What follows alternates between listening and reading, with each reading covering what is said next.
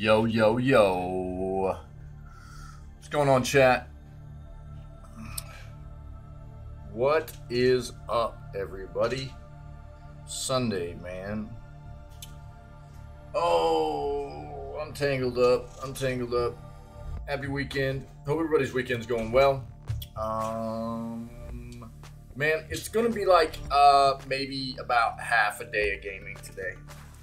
That's the plan. I kind of weekends can be like that sometimes. We got some stuff going on today, so we'll do the news and then we'll do day 35 of Breath of the Wild, which is going to be jumping into the Champions Ballad Trial stuff, and we'll see how far we get with that, and we'll continue that tomorrow probably. Probably have to continue Champions Ballad stuff tomorrow. Give that a nice shot still, and give that a full day, and then we'll devote Tuesday to finale for the game. That's probably going to be the play. And then Wednesday will be starting up the forest. So we'll plan on that. Okay. Yeah. So I almost got stun locked by an eyelash, but we got it. We got that sucker. I don't know. Hope you guys are doing well. Hope, having a great weekend. And let's go ahead and do what we do before we hop into all of our gaming content for the day, which again will be Breath of the Wild Day 35. Let's go ahead and get into our video gaming news segment and see what's going on in the industry. All right? Let's hop into it. Let's go. First and foremost, this is what we're listening to this morning. Subnautica soundtrack. That's what we've been jamming out to. If you're enjoying it, check it out. Cool soundtrack. Cool vibes. The game's also very cool. I haven't played it yet, but it's on the schedule for this year. It is on our schedule, which you can see in chat right there. Exclamation point schedule. Yeah. You can always find that here in the community. Exclamation point, or here in the channel. Exclamation point schedule will give you a look at our working schedule. It'll change a bit. We've built it in a way that allows us to be pretty flexible with it. We've got games that are coming out that'll be added in. It'll change a bit as we move forward, but there it is. And it can also be found on our Discord channel. In the main channel, it's pinned in there. So take a look.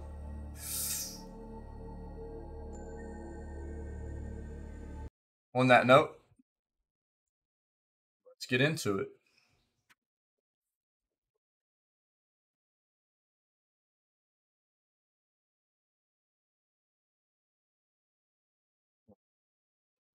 See what we got. Last of Us kicks off today. The adaptation on HBO kicks off today. That will, I don't know if they're dropping all of it at the same time or if it's like an episode a week. I'm not sure. But the first episode, which hits today or did drop today, is like an hour and a half long, which is pretty solid.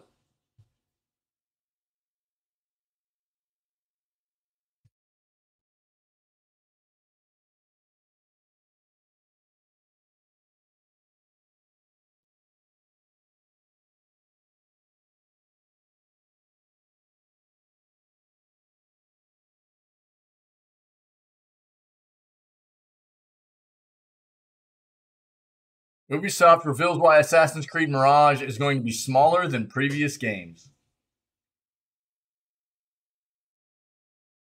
Hey, GDQ? Wait, it ends?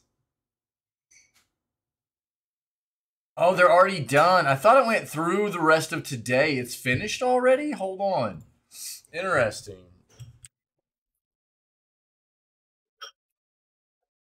Maybe it was just, Oh, yeah, it was not all day today. It was just a bit of a, like, recap. One more run. And then the finale. That was it. That's all it was. Okay. Interesting. Interesting. Well, hopefully you guys got to take a nice look at some GDQ. What an amazing organization. And this was their winter event. They do like a winter event and a summer event every year. about a week long. They raised a lot of money for great charities, and we'll read about this. But apparently over $2.5 million raised over this week alone for the Prevent Cancer Foundation. Fantastic, man. Xbox Live Gold subscribers call out new free offer. Let's take a look. PlayStation's making some AAA PS4 games less than $2. All right. PS Plus subscribers are also losing one of January's. What is this? Free games. Okay. See what that is.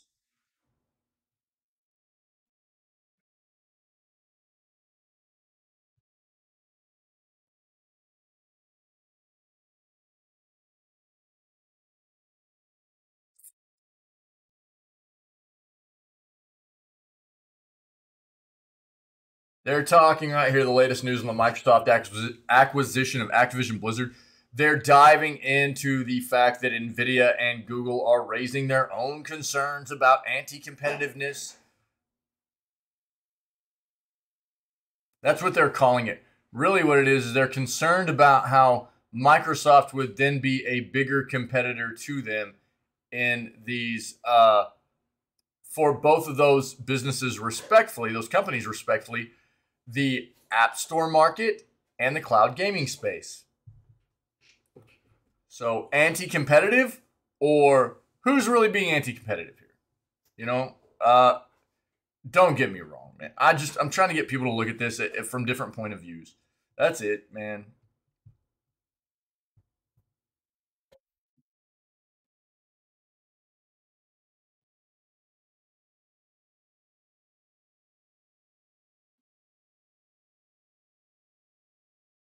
I think we've already got this up.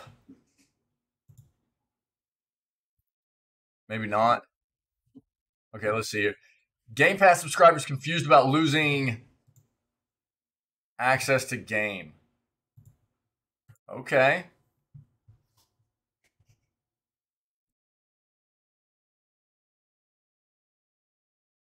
New update may reveal when Starfield is releasing. May reveal. We'll see. I'm not surprised. I'm not diving into that. Oh, Jesus. Yeah. All right. Dungeons and Dragons abandons community as it pushes to become a big name brand.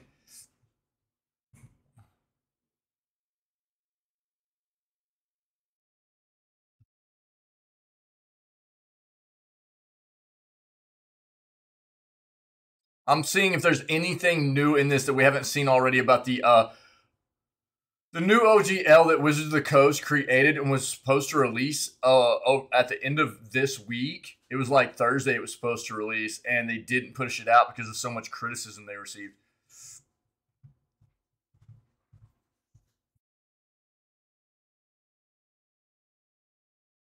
That's great.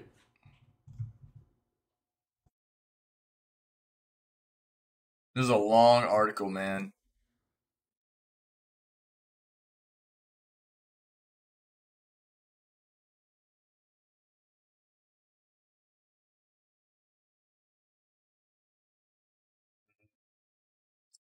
Yeah, I don't think so. I think they just gave a really, really in-depth, long look at the evolution of Dungeons and Dragons as a brand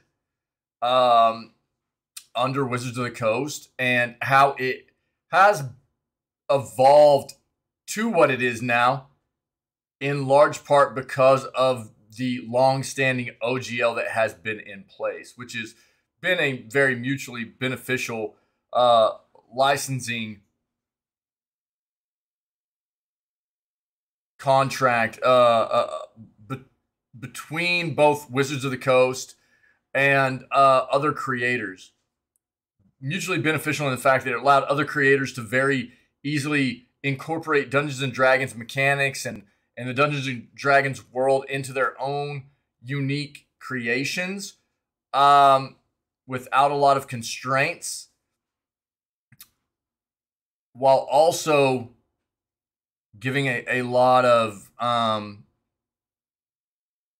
making Dungeons and Dragons a household name, basically, at the same time. So it's been very mutually beneficial. And now Dungeons and Dragons is like, well, thanks for helping us become really popular and famous, and now we don't care about the community, and we're just going to try to suck all the money we can out of it. So, GG's, basically.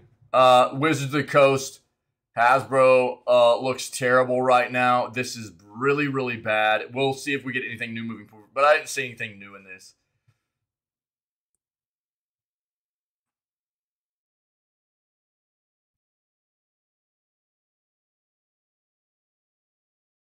Marvel United Multiverse Kickstarter launches in January. What?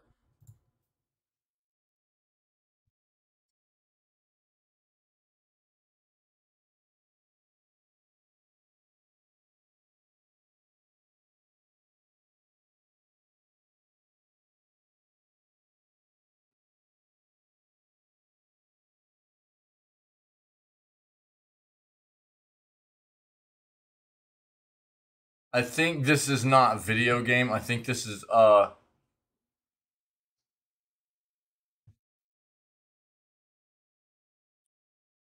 could be wrong. Let's see. Let's make sure.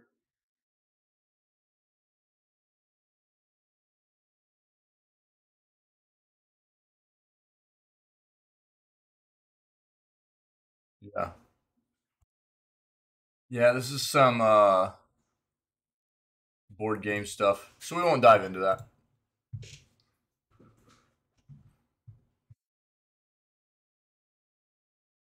Dead Space Remake reveals change to divisive feature. Let's see what this is about.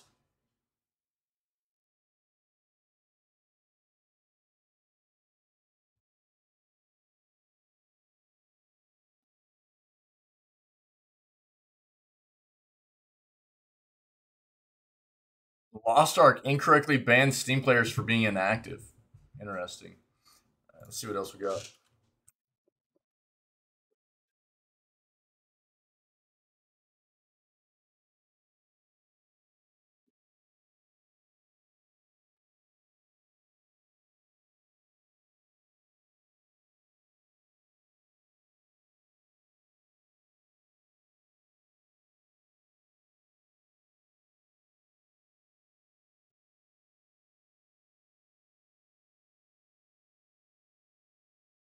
We've already talked about that a little bit.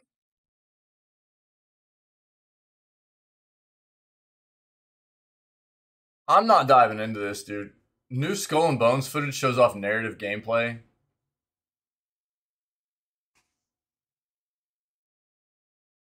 Uh, I'm at the point now with this title that I really this game has been delayed what 6 to 7 times now over about a 4 to 5 year period. I don't believe it's going to release. If it does, I don't believe it'll be worth any gameplay time in. Actually, I mean it's they've been trying to hype this game up for a long time. They being Ubisoft, by the way, who is in a lot of trouble right now, and I just I'm kind of tired. What I don't. It's like a never-ending thing at this point. They've even gone to the lengths of having an extensive showcase for this game, which made everybody believe they were finally going to actually release this title, and still delayed it. They had a showcase that was specifically aimed at this game. It had all kinds of developers and creative individuals that were part of the development of this game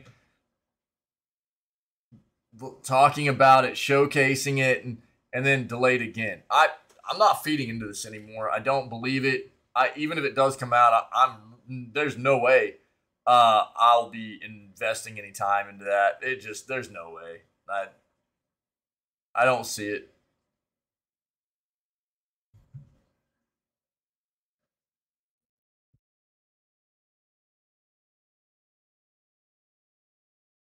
Round-based League of Legends game mode teased.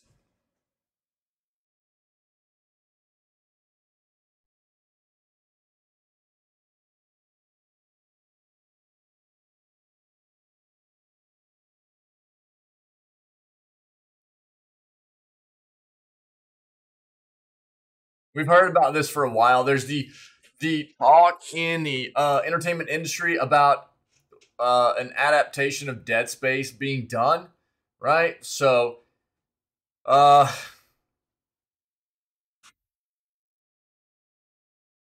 is that surprising? No.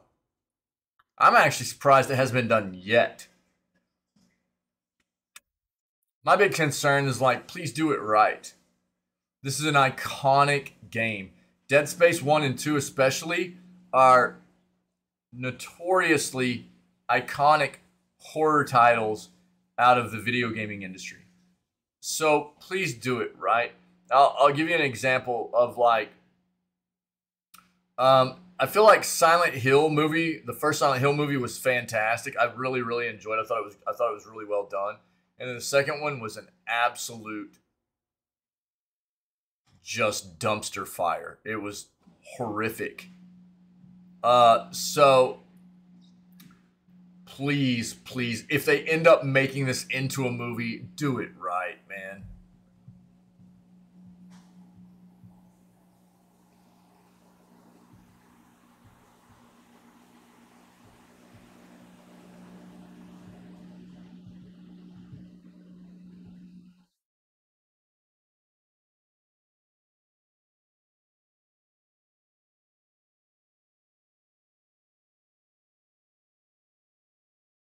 New Mass Effect tease. Look at that real quick. Sony really needs to give Horizon Forbidden West a rest.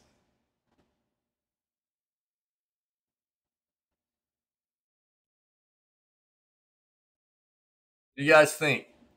I mean, dude, I've not played any of these games, the Horizon games. I think people are starting to maybe look at Horizon a bit like what, and look, it is nowhere. I'm gonna throw out something that a series that has. I talk about this series a lot because it comes off the same way. It's a very polluted, the industry, or the series has just become so polluted that it's I think a turnoff to a lot of people, and that's Assassin's Creed. It is so polluted. There are just so many of them that it's like, how do you actually look at that entire series and go, yeah, I want to jump into that? You know, and maybe that's where there are not a lot of Horizon games at this point. But what I will say is I am pretty turned off by the fact that Sony's already trying to do a remake of the original, which is only like, what, 5 years old at this point? That's weird, man. That's not, there are a lot of developers that are doing this remake thing on games that don't need it. There's so many games out there that need to be remade or brought back to life from, 20 plus, 15 plus years ago that have just been waiting, and communities that love those games that have just been waiting, man. And then you get a company like Sony that's like, oh, hey, man, Horizon's pretty successful. It's been like 5 years since the original release. We should probably remake it so that it looks a little bit better. And so that we can release it again at a higher price point. It's really scummy, dude. It feels terrible. And I think that's one of the things that's kind of turning me off right now about the whole Horizon thing. I don't see it as nearly like a polluted thing as Assassin's Creed, but maybe there are some people that are starting to see it that way. You've got the mainline entries. You've got the PSVR 2 game that is hitting in February when PSVR 2 releases, which actually looks pretty cool. They're making a multiplayer game, I think, out of it too. So they're really they're making a lot of titles, but it's starting to, and the remake thing, it's starting to feel like they're pumping these out a lot. I think maybe what I mean, if they're so dead set on continuing to dive into the Horizon universe, maybe they need to just do some things that aren't necessarily in the gaming world too. I mean, Sony is a huge company that is massive in the entertainment industry too. Look at what League of Legends has done, or what Riot has done with League of Legends. They've branched off into other forms of entertainment with that universe, and maybe that's what some of the fans of Horizon need is a bit of a different form of entertainment in that universe rather than just game. Maybe that could be a bit refreshing. I don't know. I'm just spitballing here, but it's a thought anyways.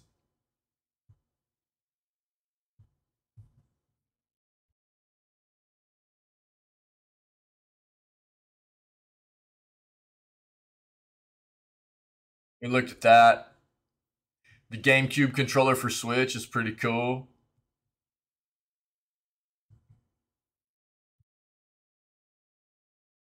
Yo, I'm actually going to show you guys this. Save $60 on the Asus GeForce RTX 2060 GPU. They've stopped production of the 20. I know for sure the 2060 chip. I think all the way across the 2000 series. Excuse me, NVIDIA cards. They've stopped production of these chips, and these are great cards. If you need to upgrade your GPU right now, it's a great series to get in on. They're probably going to be, you're going to be able to find deals right now because you've got the previous generation, which is the 3000 series. You've got the current gen, which is the 4000 series, which you're going to potentially be breaking the bank on. Those cards are really expensive. But you've got the 2000 series that you can still find stock in right now, but they're finished making these. So retailers are going to be trying to get rid of their stock of these cards, and you'll probably be able to find some deals on them right now. And they're really, really, really good cards. They really are. I mean, you can still play most modern games on like a 900 series card, something like that. And this is quite a bit more powerful than that. So we'll pull this up, and I'll talk about that a little bit more.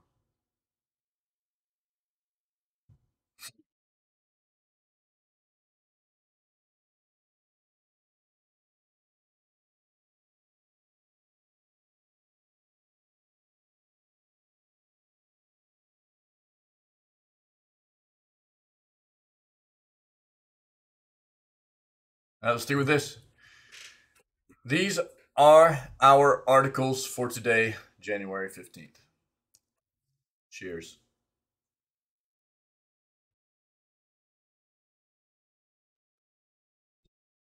Oh, that's good.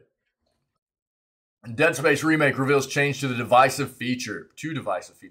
Developer Motive has confirmed another change being made to the original Dead Space to the upcoming remake. It's to a fairly divisive feature. When Dead Space was released in 2008, it was almost universally praised, earning an 89 on Metacritic. Not only is it considered one of the best games of its year, but it and its first sequel are widely considered some of the best survival horror games ever made. Agreed.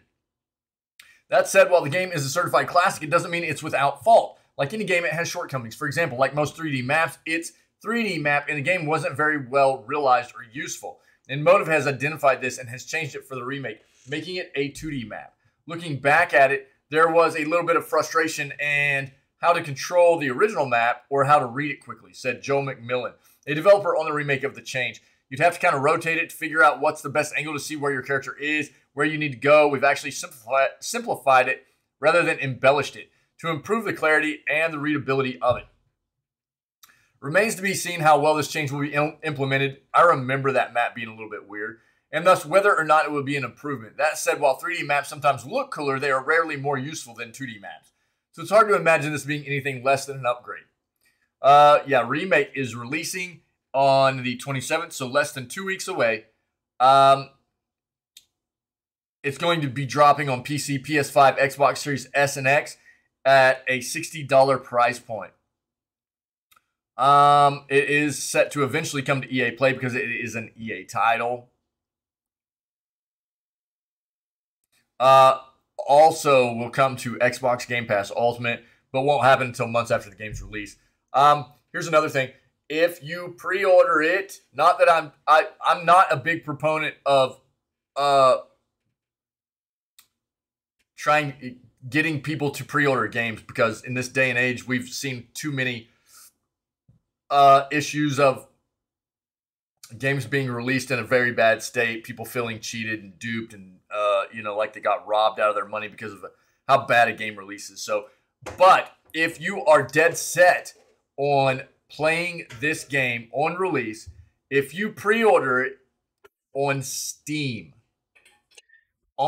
this only applies to Steam on PC, the Steam platform. If you pre-order it on Steam, you will also get a free copy of the original Dead Space 2 game, okay?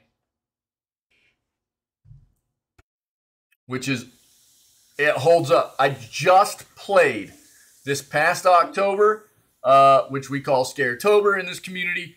We played the entire original Dead Space series. It was great, but notably the first and second games are amazing. So there you go.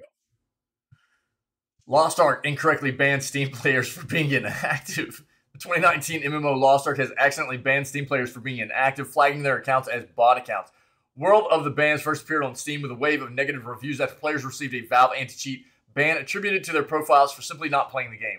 The issue then exploded across social media, with gamers asking for answers in response to official tweets from the Lost Ark account. After causing confusion online, we now have an explanation as to what was really going on. Developer Smilegate has responded to the issue, saying that the mistake followed a wave of bans on bot accounts. The increase in bans led to an increasing number of appeals, with the Lost Ark team now able to identify the error that triggered the bans. The developers are said to be automatically removing bans for all affected players, regardless of complaints. But a link is provided to submit a ban appeal directly and potentially see a turnaround on the ban quicker. The bot ban wave began on January 11th and was said at the time to be a highly effective, causing a significant drop in Lost Ark concurrent players on Steam. The ban was intended to have positive impact on gameplay, decreasing lag as bots were removed. Bots have been a big issue for this game since its release here in the West. Smilegate were confident about this approach, stating that they will continue to deploy large-scale bot ban waves. After this mistake, the Lost Ark developers will likely be more careful with how they mass ban bots so as to avoid repeating the error. We played a lot of Lost Ark last year. I had been anticipating this game for a long time before it even was announced it was coming to the West. It's a very well-developed MMO and something that you can play free to play and complete all content too. It's a great game. It's a lot of fun, and it's very well developed. Round-based League of Legends game mode teased. League of Legends is getting a new game mode in the summer. Riot Games said that's weirdly stated. Riot Games said teased this week. Okay. The game mode is currently in the prototyping phase and is more of a deathmatch style mode compared to some of the other infrequent game modes offered outside of Summoner's Rift and ARAM. The mode will be shown off prior to its debut in the summer, Riot said, with more info expected to be released at some point in March. The new game mode was teased as part of a longer video Riot put out, a video which was essentially an apology for a lack of communication and other mistakes. The head of League Studio Riot Medler and executive producer Riot Bright Moon accounted for. Game modes were a topic of conversation there, and from that, we got our first tease for this new deathmatch mode. The good news, though, now is that we have a modes team who is staffed up and ready to execute. Riot Bright Moon said around the 4:05 point in the video. In fact, just this week, we played a prototype for a new game mode a couple of days ago, and it's really promising, and it's something that we're hoping to get out to all of you sometime this summer. Adding to that, Riot Medler gave some more insights into what this new mode actually consists of, as well as an indication of when we'll hear more about it. This is a mode that involves 4 teams of 2 who get matched against each other in a series of deathmatch-like rounds, Medler said, and buy items, level up, and so on between rounds. It's a little janky, it's a little rough as a prototype, but we think it's showing a lot of promise. And our current thinking is we'll share more details about it, some art, etc., probably in March, and then hopefully get it out around the middle of the year so that you folks can play it. Past communications from Riot have painted rotating game modes in a way that made it difficult to have confidence in many of the modes the players recall so fondly. A lengthy post about game modes from last year, for example, listed a ton of modes which Riot said it had no plans to bring back. So any news of a new mode is a welcome development for those who want a break from the normal experiences every now and then. Interesting. We'll see. We'll see how League players gravitate towards this, whether they like it or not. It's interesting, though. I mean, there's something to be said here. Let's talk about this real quick. There's something to be said for a highly successful game, and the developers not letting it just get stagnant. You know, always trying to find new ways to incorporate things to keep players interested and intrigued and have fun, trying new things, thinking outside the box. I mean, that's what, I mean, if you go look at a lot of games that have been very, very successful, those are some components of games that have been developed that have been very, very, very successful. And it'll continue to be that way.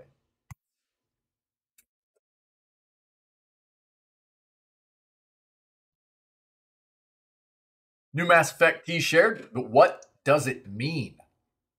There's a new tease from BioWare director Michael Gamble for Mass Effect fans, but nobody has been able to figure out what it means, which in turn means it's possible it's actually not teasing anything. The teasing question has Mass Effect fans trying to connect the dots comes straight from Gamble's Twitter account. A few days ago, the official BioWare Twitter account tweeted a video of the Normandy flying through space. The footage in question isn't new, but rather from the pre-existing trilogy. That said, it's accompanied by the following caption: does anyone have big travel plans this year? It's a rather odd tweet if it's not slightly teasing something or hinting at something, but what it could be teasing or hinting at is unclear. Whether this tweet itself is a tease or a hint, probably not, but following this up, Gamble, quote, tweeted it saying, if only they knew where we were going. Now, this seems to be more like a tease or hint, but again, what it could be teasing or hinting at, we don't know. It's well known Gamble likes to tease fans, but not everything he also says is always a tease. He is seemingly well aware that some fans think it is, though, and plays into these expectations. Excuse me. It's quite possible this is just another example of that. Whatever the purpose of the tweet is, it has Mass Effect fans trying to connect the dots and getting excited for a game that, unfortunately, we are unlikely to see in any major capacity anytime this year. Yeah, pretty vague. They're just trying to pump up the hype train for that game, and that's what devs do, creators do. Yo, save $60 on the Asus GeForce RTX 2060 GPU. There's currently a $60 discount available on the Asus GeForce RTX 2060 GPU with 6 gigs of GDDR6 memory and support for 4 monitors. An excellent mid-range option for a gaming setup has a significant discount on Amazon as the Asus GeForce RTX 2060 overclocked 6 gig GPU is now available for a lowered price of $290. This previous gen GPU can offer good value over the newer graphics cards. Now for a limited time, it is priced a few pennies more than $60 under its regular listing price, which is $350 normally.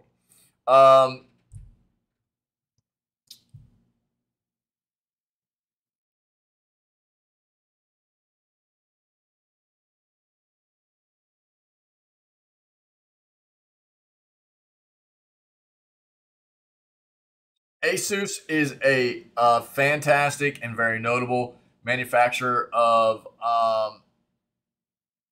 technology hardware, gaming hardware, and I have utilized a lot of their stuff, and I currently am running one of their motherboards. The GPU supports up to 4 monitors via its one display port 1.4, 2 HDMI 2.0s, and 1 DVI port. The maximum resolution is 8K at 7680 by 4320 for increased durability and rigidity.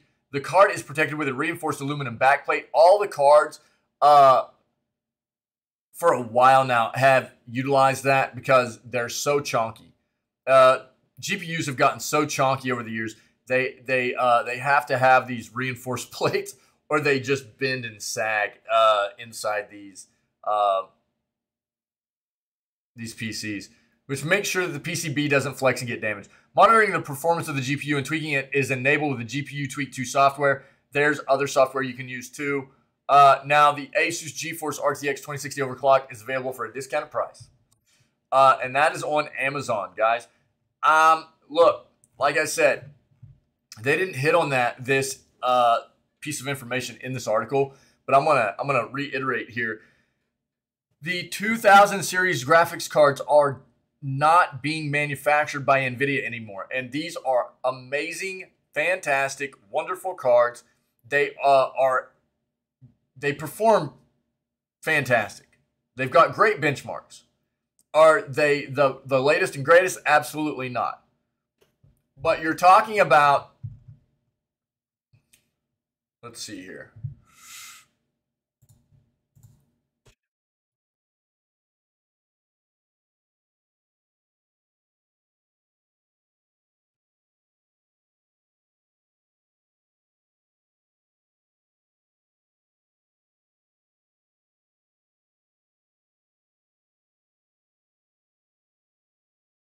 A 3060 OC, potentially getting at around a $370 to $380 price point.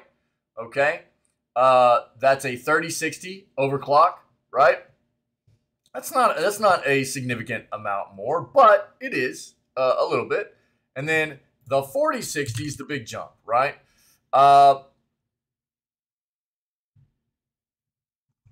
Dude, if you can even find one. Now wait. What? Oh, there's some differences here. This shows the 3060 V2 OC at a. This looks like a micro card or something. I don't know what's going on here. That looks small for some reason. This one looks more right. Let me do this. Let's go to Slick Deals. How about that?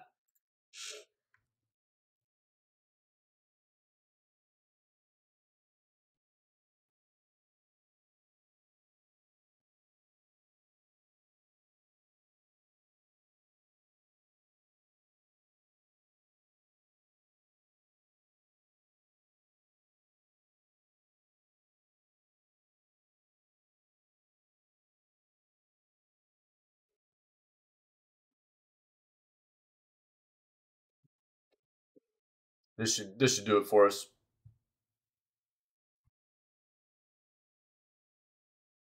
There we go. This should do it.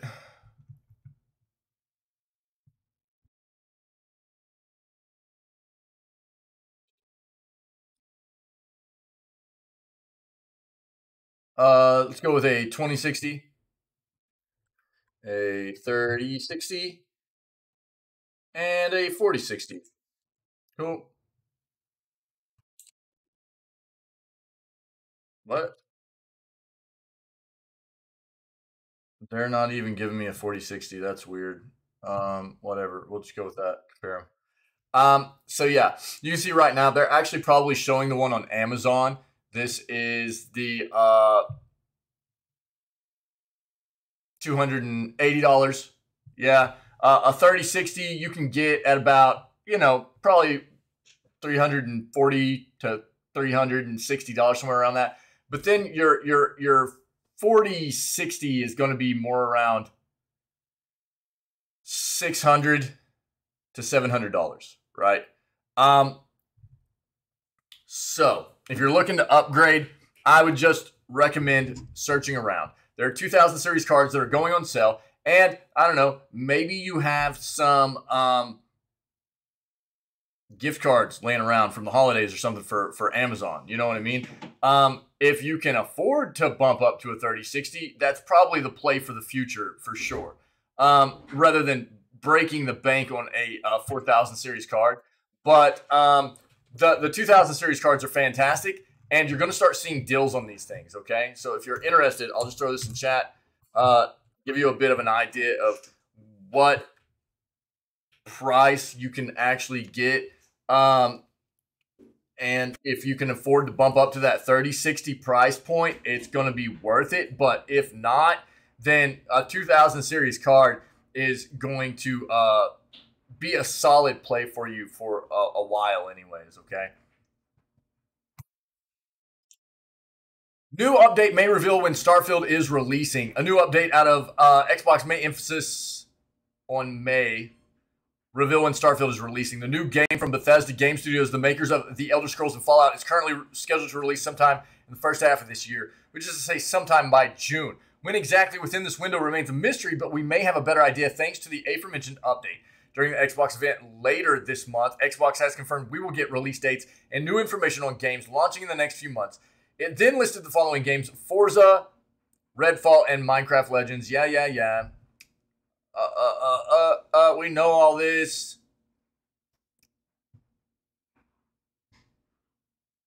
Dude, this is nothing new for us.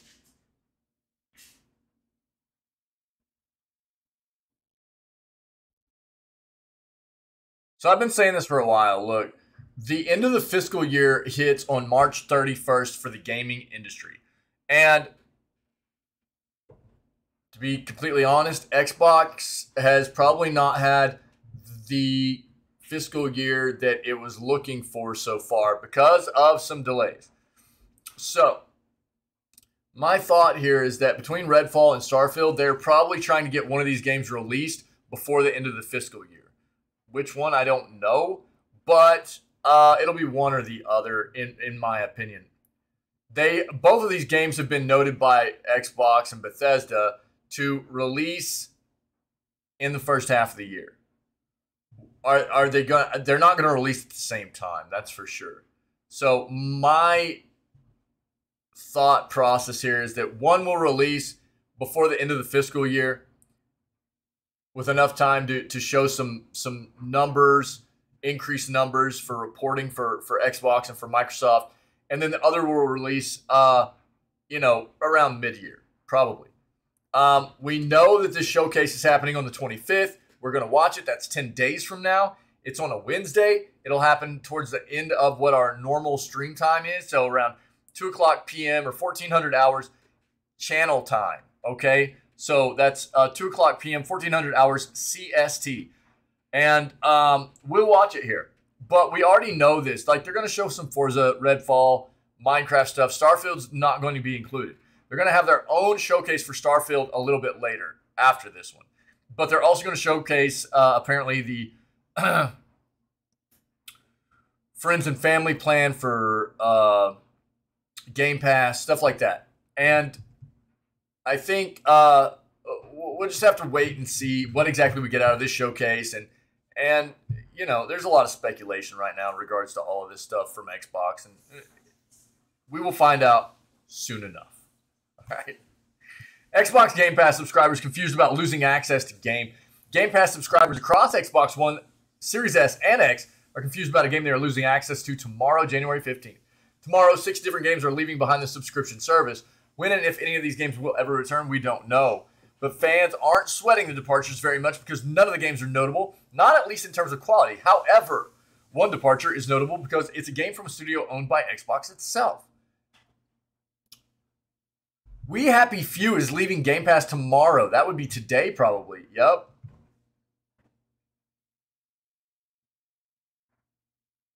Yeah, we had hit on all these games leaving, but yeah, We Happy Few alongside Danganronpa, Nobody Saved the World, Paparazzi, Windjammers 2, and the Anacrusis all left today.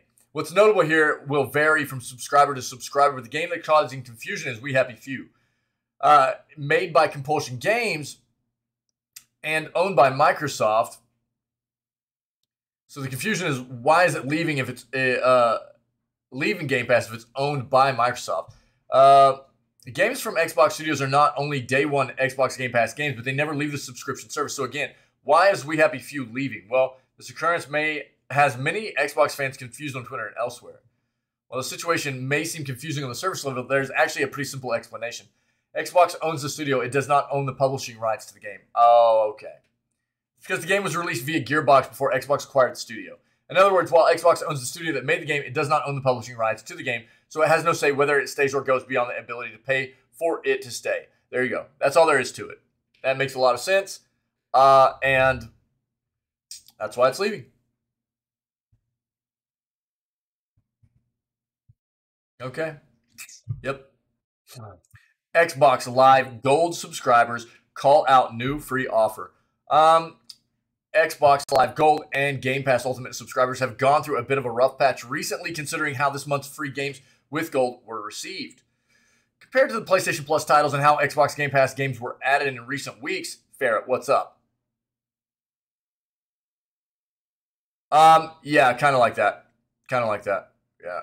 I mean, that's one of those concepts that I try to get people to understand about the gaming industry. Is like there is a huge difference between what is a developer and what is a publisher, right? So let me give everybody a good example right now. So take From Software, okay? Who's been publishing From Software games for the longest time now? Bandai Namco, right? So while From Software is the developer of these titles, Bandai Namco actually owns the licensing to these games because they publish the games, right? So Bandai Namco actually is the company that has the be all say all on like what price points are going to be, what maybe contracts they set up for subscription services. It's they're the ones that do all the publishing, right? So they have the licensing rights to these From Software titles. Now what you're starting to see though is a lot of developers, and From Software is one of these developers that has started to realize it's not in their best interest to have that happen. So From Software has recently been invested in. Who was it?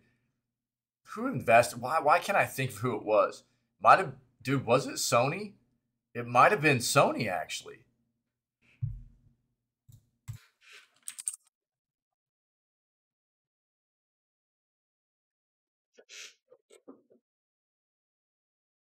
Yep.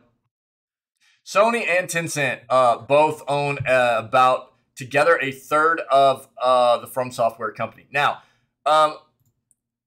Sony was the most recent investor, I think, but understand this: they don't own enough of the company to have any kind of sway necessarily.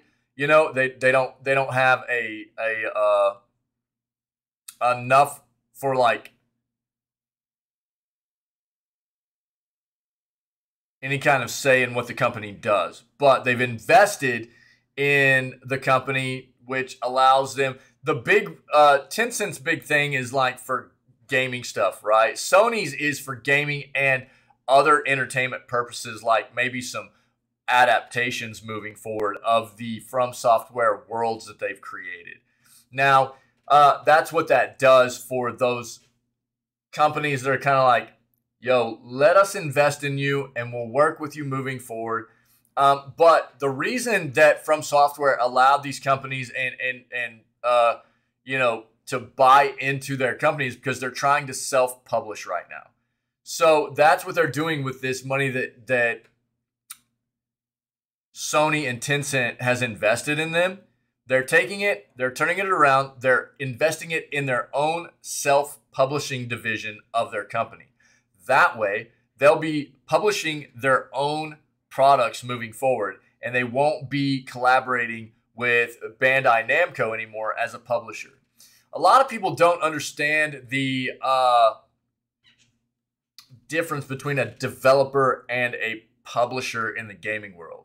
There are a good amount of people that do, but then there are a large amount of people that don't as well. I can tell you, it was crazy playing Lost Ark. We played a lot of Lost Ark last year whenever it dropped in February of 2022, end of February. And we played it for a few months. That wasn't the only game we played, but we played like the first 2 weeks. We played nonstop Lost Ark. It became our weekend game. And there were just constantly people in-game that if they felt like something was wrong in-game chat, they'd be ripping on Amazon for it. And I'm like, dude, Amazon is not the developer of this game. Amazon is the company that helped get it published in the West. They have nothing to do with the development of this game. You know, and people just have a hard time understanding the differences between what a developer is and what a publisher is and what those two roles consist of in the gaming industry, you know. But yeah, pretty much, Ferret, like that, dude. You know, and you can attest that same kind of situation to, you know, something like Multiverses, you know, the fighting game, the Smash Bro-esque fighting game out of Warner Brothers. They were about to release what was apparently going to be some Lord of the Rings characters, right? In that game, and they had to pivot away from that because Embracer Group bought all the rights out of that. There's just a lot of crazy stuff that goes on in the entertainment industry as a whole with ins and outs of things like that. How you doing, Ferret, by the way? Are you still doing Breakdown Day today? It's Breakdown Day? It wasn't yesterday, right? Today's Breakdown Day. Is that correct?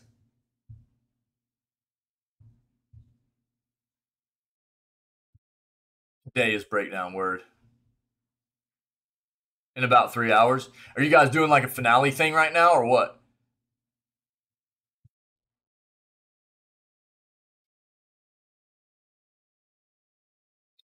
So Xbox Live Gold and Xbox Game Pass Ultimate subscribers have gone through a bit of a rough patch recently considering how this month's free games with Gold were received compared to the PlayStation Plus titles and how Xbox Game Pass games were added in recent weeks.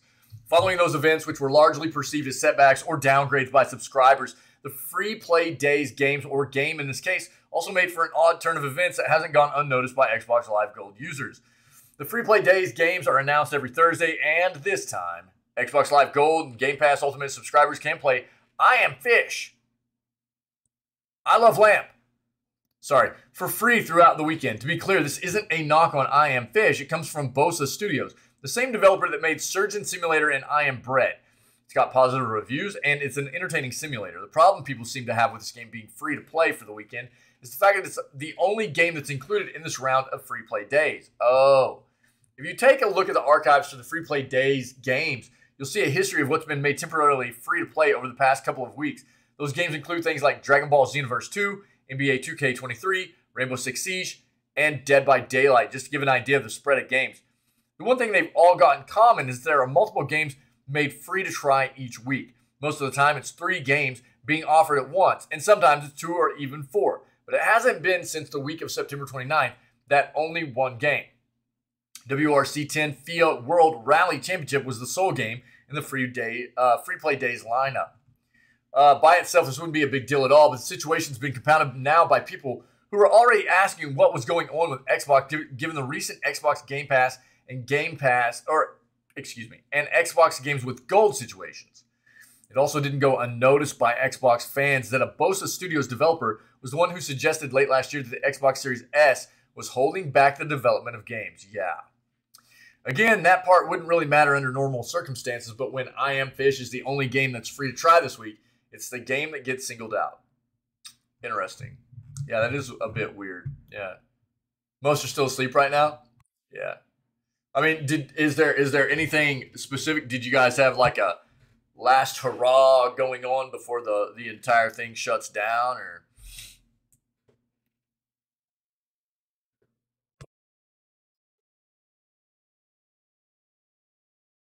PlayStation makes some AAA, nothing planned. We're just having a chill morning together, probably enjoying each other's company, man.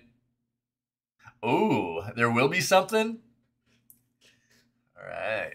All right. All right, cool. PlayStation and EA have combined to make a few AAA PS4 games less than $2 a pop. I'm calling it. Anthem. For a few more days, The holiday sale is live on PSN, which means for a few more days, hundreds of PS4 and PS5 games are still on sale. You'll be hard-pressed to find $2 PS5 games, at least of consequence, but the sale does feature some notable, albeit older PS4 games, all of which can be had for the price of a candy bar. Yeah, but candy bars. I called it, dude. I called it. All 3 games come the way of EA, and 2 of them, Mirror's Edge Catalyst and Need for Speed Payback, are $1.99 a pop. The 3rd game, also from EA, is Anthem, which is a drop cheaper at $1.79. Under $2 for Anthem. All 3 of these games are available at this price until January 19th. You got 4 days, which at the moment of publishing is 5 days away, but right now is 4 days away. Below, you can read more about each game courtesy of an official production description and view a trailer for each game as well. Yeah, so if you're potentially interested, then these games are $2 or less, right? Mirror's Edge, Anthem, and Need for Speed Payback, okay? I'll just link these for you guys. Brett. There you go.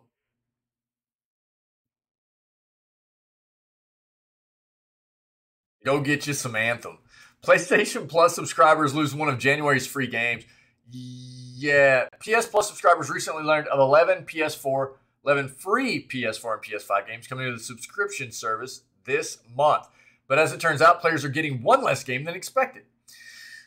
A game was mistakenly included in the lineup of January's free PS Plus games, it seems, and has since been removed from the lineup. That still leaves plenty of games for PS Plus Extra and PS Plus Premium subscribers to try out, but it's an unusual situation, seeing how games aren't often pulled from the service before they can even be added to the PS Plus catalog of games. Oh, no way, dude. Yo, GG's. That's sick, man. Nice. Very cool. Yo, I've actually got a couple. I think mine are Sapphire. I've got a couple of Sapphire, Radeon. Dude, what are they? I've got a couple of old. I'll see if I can pull them up. I'll show you in just a second. So the game that's no longer going to be playable for free for PS Plus Extra, PS Plus Premium subscribers is Sayonara Wild Hearts, a music-based platform game that first came out in 2019. A representative for the game's team confirmed in a statement after the PS Plus announcement went out that the game would not be coming to the PS Plus service after all. It's a PS4 game, but it came to pretty much everything else too, including mobile platforms as an Apple Arcade title. It's got a solid score of 82 for the PlayStation version on Metacritic and has its own following accrued by now.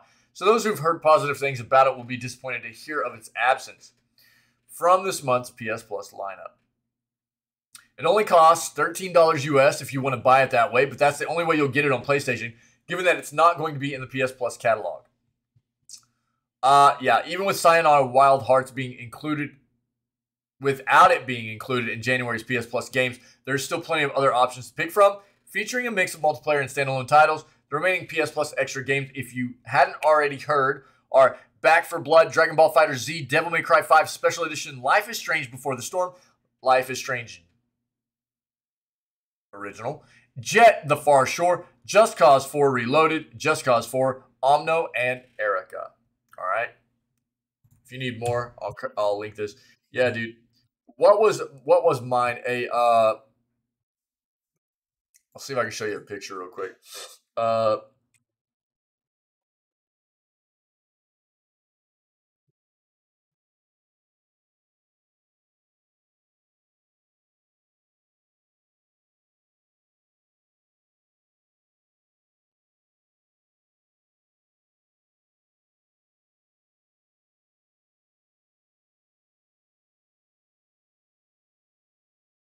Dude, these are old.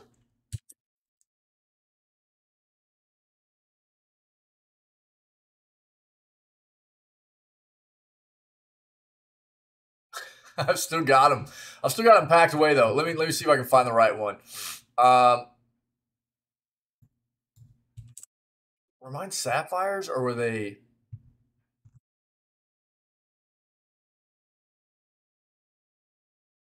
Dude, mine might have been Asus, actually. Mine might have been some Asus.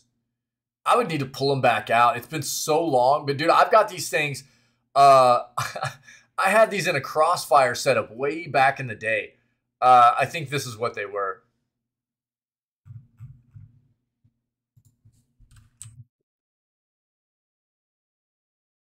Yeah, I think these are the ones that I still have them. They're just not in a PC or anything. These old Asus 6850 HDs. Dude, I'm pretty sure these are the two cards I have. I've got a couple of these bad boys that are I've still got boxed up somewhere that I used to have in a Crossfire setup in a PC back in the day. But dude, that's sick. 6650 XT, that's awesome, man. Yeah. This brings back memories. Just seeing that message with that. I think I almost bought some Sapphires, and then I went with the Aces. I think that's what it was for me. That's funny, dude. Dude, for sure. Yeah. That's amazing. That's amazing. No doubt. GG's to your friend, man.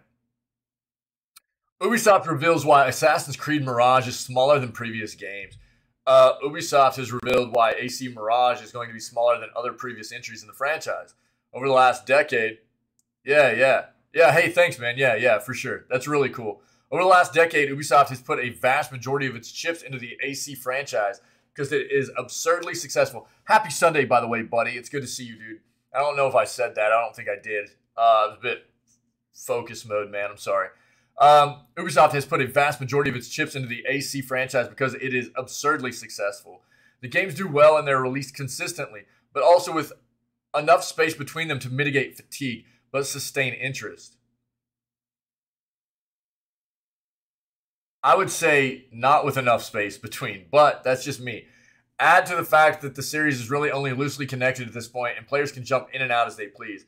However, there's one big problem that has lingered among players for quite some time. The scale of the games has ballooned to absurd levels, meaning there's a ton to do, a ridiculously large map to explore, and a really lengthy story to complete. Only a fraction of players actually roll credits on these games, and a really small percentage actually 100% it, scaring some folks away from these games. With that said, AC Mirage has opted to scale things down and return to a size that is comparable to the earlier games. When speaking with Games Radar, creative director Stefan Boudon noted that they wanted to focus on a character-driven story that is more intimate, which was a foundational element for this particular project. It still remains to be seen just how big or small it will actually be, but there definitely appears to be intent behind the scale. Amongst our fans, we started to hear the desire for a character-driven story focused on the core pillars of the first ACs in a more intimate scale. Resonates with us as well as developers, and this was the starting point of the project. AC Mirage is expected to be one of the bigger releases of 2023, if they can actually get it out, because Ubisoft, I mean, look, Assassin's Creed is one of the titles that Ubisoft has left that it seems like they can still get released on time, so there's probably a good chance, but they have issues right now. It's good to hear Ubisoft is aware of its quantity over quality problem. Although the Assassin's Creed games have been good and sold extremely well, some people have been wanting the series to go back to its roots, create a more purposeful experience that is easier to digest. Hopefully Mirage can achieve that. Yeah, AC Mirage is scheduled to release sometime this year, so we'll see. Gamer, what's up, buddy? How you been, dude? Happy Sunday, man. Here we go. This is the last article I have for the morning, guys. Can I get this to... Yeah, we'll do it like that, I guess. Last article I have for you amazing people today. If you have anything to add, let me know. We'll discuss it before we move on to day 35 of Breath of the Wild. Again, it's going to be a bit of a shorter day today. We've got some stuff going on, and I'm not going to be able to go full stream. You know, usually we go about 8 to 9 hours a day, and today is going to not be quite that long. Yeah, so expect that. But we will get a little bit of gaming in. We're going to start the Champions Ballad trials today, and then we'll keep going with them tomorrow. That's my plan, okay? Champions Ballad will start today. We'll keep working on it tomorrow, and then we're just going to go for endgame on Tuesday. Okay? Yeah, I figured, buddy. I figured. It's good to see you, though, man. Happy Sunday, dude. I hope everything's well, dude. So awesome. Games Done Quick has finished. Okay? I was raiding as much as I could, trying to send community over to AGDQ whenever our streams were finished here in the community and the channel. Trying to give as much of a spotlight to this organization, as much notoriety to it, make people aware of what this organization is, the amount of good they do because they deserve it. And we'll give a bit of a recap here. Awesome Games Done Quick 2023 online ends with $2.64 million raised, and their charity organization for this event was the Prevent Cancer Foundation. Okay, that's a lot of money raised in a 1 week period for a great organization.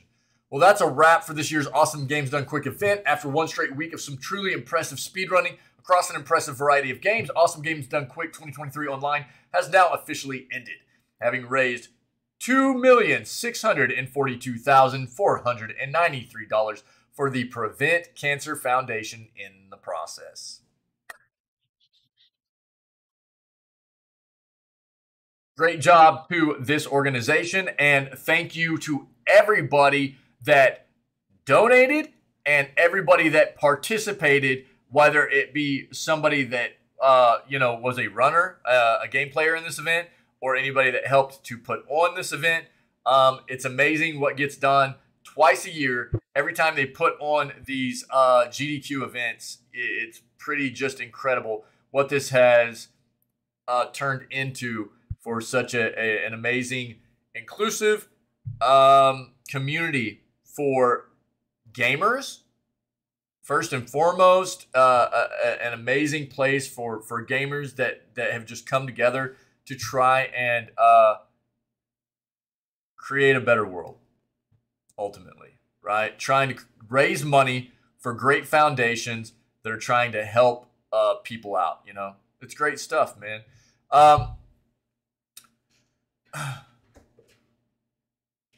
While that may not have matched the heights of last year's record-breaking total, raising such a massive amount of money for a good cause is still an incredible feat. Absolutely.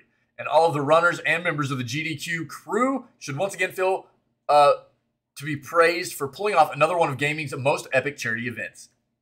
Also, absolutely true. The week ended with an any percent warpless run of Super Mario Bros. 3 by Mitch Flower Power for the finale, topped off with a bonus second any percent run afterwards as a reward for hitting a $2.6 million mark. However, most of the focus was arguably on the penultimate run before it, an all-lords run of Pokemon Legends Arceus by Hawkery. While the $2 million mark had been reached a little before that during Nike Styles' run of Dark Souls 2 Scholar of the First Sins, Pokemon Legends ended up bringing in quite a chunk of change thanks to its incentives, those being $100,000 for a glitch exhibition and $250,000 raised to attack and dethrone Pokemon God. Translation, battle the game's true final boss, followed by Arceus. All of those runs were quite impressive, but there were several others throughout the whole week, of course, absolutely. It was another amazing year with a lot of money raised, but Games Done Quick still has more in store throughout the year with daily GDQ hotfix shows over on their Twitch channel. Their all-woman speedrunning event, Frost Fatales 2023, to be held next from February 26th to March 4th to help benefit Malala Fund. And, of course, Summer Games Done Quick 2023 to be held from May 28th to June 4th. But for now, everyone involved in Awesome Games Done Quick 2023 can enjoy a well-deserved rest after having raised so much for charity over a whole week as the rest of us catch up on what we've missed over at the Games Done Quick YouTube channel. Yeah. This is amazing. Great organization. You guys go check it out. I can't say enough about it. They raise so much money for these charity organizations, and they also just are always trying to raise awareness about, you know, world issues and trying to, you know, try to get the world away from things like discrimination and being a very inclusive place for gamers. And it's amazing. Well, I mean, it's just a great organization. It really is. Last things I'll talk about. Friday the 13th Killer Puzzle, free on Steam. Look. This is going away. Okay. It is free right now, but they're losing the licensing to this game, okay? So this is a game that has a 93% positive review on Steam of over 5,000 reviews. It only has a few days left, I think, if even that, before it is no longer going to be available on at all. But if you already add it to your library, so right now it's like free to play as well. So all you have to do is go click. There's a button that's here. I've already done it, but there's usually a button that'll say add to your library.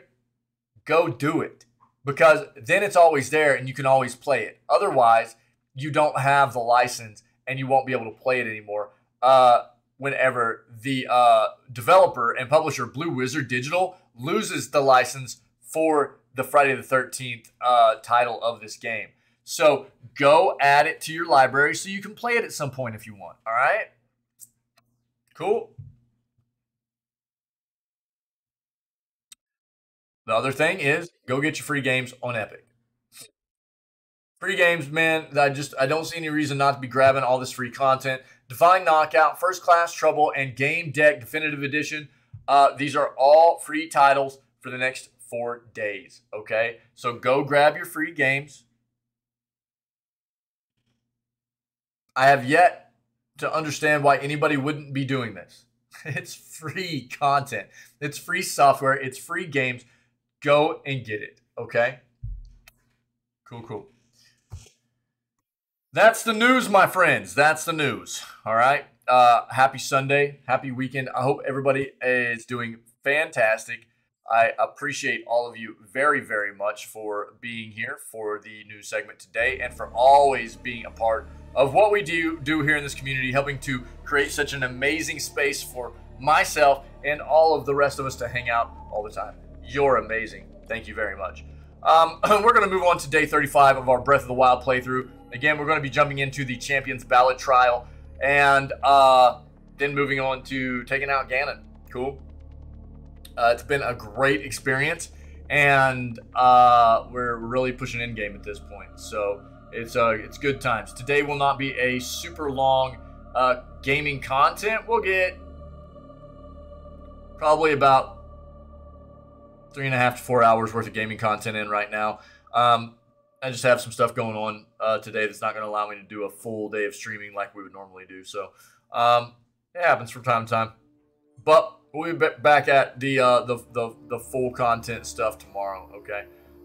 If anybody's checking out the news segment that we just did as a VOD on our YouTube channel or as a highlight on the Twitch channel later on, and you're enjoying the content, see what you can do about coming down to the channel and hanging out with all of us whenever we go live at 6 o'clock a.m. CST every single day. We start all of our streams off with the video gaming news segment before we hop into whatever gaming content we're going to be playing for the rest of the day, okay? Other than that, stay healthy, stay safe, be kind to one another, okay? And we'll catch everybody tomorrow for what will be January 16th edition of Video Gaming News. And it will be day 36 of Breath of the Wild. All right?